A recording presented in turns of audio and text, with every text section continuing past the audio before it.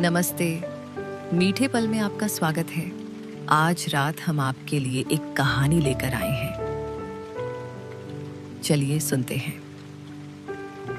बरसात उस शाम भी धीरे धीरे आई थी। पहले कुछ हल्की बूंदें खपरेल की छत पर गिरी, फिर हवा में मिट्टी की वह सोंधी महक घुलने लगी जो जाने कितनी पुरानी यादों के दरवाजे बिना दस्तक के खोल देती है। दक्षिण भारत के एक छोटे से शांत मोहल्ले में एक पुराने घर के आंगन में सावित्री अम्मा अपनी चमेली की बेलों को देख रही थी। बारिश की नमी से चमेली के सफेद फूल और भी ताजा लग रहे थे। उनकी खुशबू भीगी हवा के साथ पूरे आंगन में फैल रही थी। यह घर अब बहुत शांत रहता था। कभी इसी बरामदे में शाम की चाय के साथ लंबी बातें हुआ करती थीं।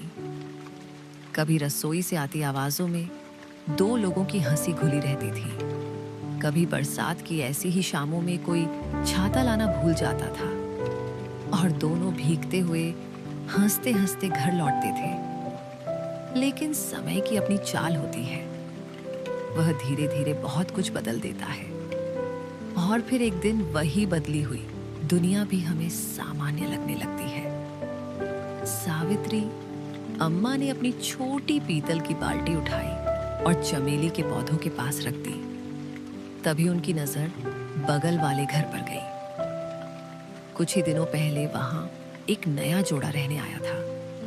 घर कई महीनों से खाली पड़ा था। अब सुबह दरवाजे खुलते थे, खिड़कियों पर नए पर्दे दिखाई देते थे और शाम को बरामदे में दो चाय के कप रखे नजर आते थे। पहले पहल सावित्री अम्मा ने बस यूं ही ध्यान दिया था। फिर धीरे धीरे वे उन छोटी छोटी बातों को नोटिस करने लगी जिन पर अक्सर किसी का ध्यान नहीं जाता। एक शाम उन्होंने देखा कि लड़का एक भारी कुर्सी उठाकर इधर से उधर रख रहा है और लड़की हंसते हुए कह रही है कि वह जगह ठीक नहीं है। कुछ देर बाद वही कुर्सी वापस अपनी पुरानी जगह पर रख दी गई। दूसरी शाम लड़की बरामदे में छोटे गमले सजा रही थी और लड़का हर गमले को उठाकर अलग अलग जगह रखकर पूछ रहा था, यहाँ अच्छा लगेगा? सावित्री अम्मा मुस्कुरा दी। घर बसने की शुरुआत अक्सर ऐसी ही होती है, बड़ी घटनाओं से नहीं बल्कि छोटी असहमतियों, साझा चाय और रोजमर्रा के साधारण निर्णयों से। दिन बीतते गए। बरसात भी नियमित मेहमान की तरह आती रही। हर शाम जब मिट्टी भीगती और चमेली की खुशबू हवा में घुलती, सावित्री अम्मा बरामदे की अपनी पुरानी लकड़ी की कुर्सी पर बैठ जाती। और जाने क्यों, उन दिनों पुरानी यादें कुछ ज्यादा ही लौटने लगी थी। उन्हें याद आया कि शादी के कुछ ही दिनों बाद उनके पति ने एक बार उनके लिए चाय बनाने की कोशिश की थी। चीनी इतनी ज्यादा डाल दी थी कि चाय मिठाई जैसी लग रही थी। फिर भी उन्होंने पूरी चाय मुस्कुराकर पी ली थी। उन्हें वह शाम भी याद आई जब उनके पति बाजार से चमेली का छोटा सा पौधा लाए थे। देखना, उन्होंने कहा था, कुछ साल में यह पूरा आंगन भर देगा। तब वह पौधा उनकी हथेली से भी छोटा था। आज वही बेल दीवारों तक फैल चुकी थी। बारिश की बूंदें पत्तों पर चमक रही थी और फूलों की खुशबू पहले से कहीं अधिक गहरी लग रही थी। एक रात तेज बारिश शुरू हो गई। सावित्री अम्मा खिड़की के पास खड़ी थी। बगल वाले घर के बरामदे में वह नया जोड़ा बारिश देख रहा था। अचानक लड़की हाथ बढ़ाकर बारिश की कुछ बूंदें पकड़ने लगी। लड़का भी उसके साथ हंसते हुए बाहर आ गया। दोनों कुछ देर यूं ही बारिश में भीगते रहे। सावित्री अम्मा के होठों पर एक धीमी मुस्कान आ गई। कितनी अजीब बात है, उन्होंने सोचा। बरसात की खुशियां हर पीढ़ी में लगभग एक जैसी रहती हैं, सिर्फ चेहरे बदल जाते हैं। अगले दिन बारिश रुक गई थी। मिट्टी अभी भी नम थी और हवा में चमेली की मीठी सुगंध तैर रही थी। सावित्री अम्मा सुबह सुबह अपने पौधों से फूल तोड़ रही थी। उनकी हथेली सफेद फूलों से भर गई। कुछ क्षण वे यूं ही खड़ी रहीं। फिर उन्होंने एक छोटा सा फूलों का गजरा बनाया, बहुत वैसा ही जैसा वे वर्षों पहले अपने बालों में लगाया करती थी।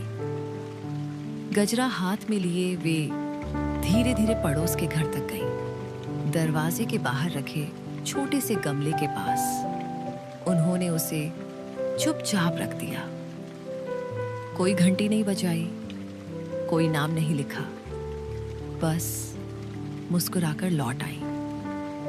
शाम को जब वे बरामदे में बैठी थीं, उन्होंने देखा कि पड़ोस की लड़की वही गजरा अपने बालों में लगाए हुए है। उसके चेहरे पर एक छोटी सी मुस्कान थी। शायद वह समझ गई थी कि यह उपहार कहाँ से आया है, शायद नहीं भी, लेकिन कुछ बातों का समझा जाना जरूरी नहीं होता, उनका महसूस किया जाना ही काफी होता है।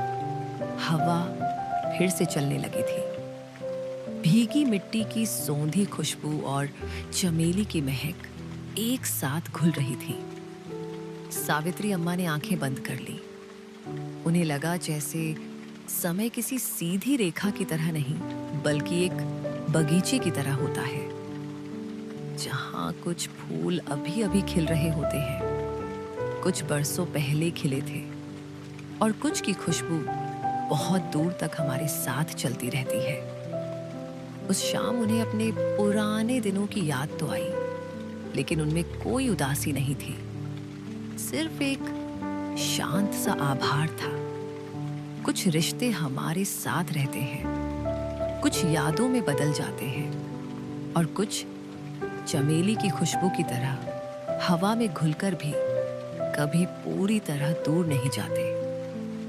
बरामदे के बाहर बारिश की कुछ नई बूंदें फिर गिरने लगी थीं। आंगन की मिट्टी उन्हें चुपचाप अपने भीतर समेट रही थी, और चमेली की बेल जैसे हर साल करती थी, अपनी मधुर खुशबू से उस शाम को धीरे धीरे भर रही थी। मीठे पल से आपको ढेर सारा प्यार। कल फिर मिलेंगे एक नई कहानी के साथ।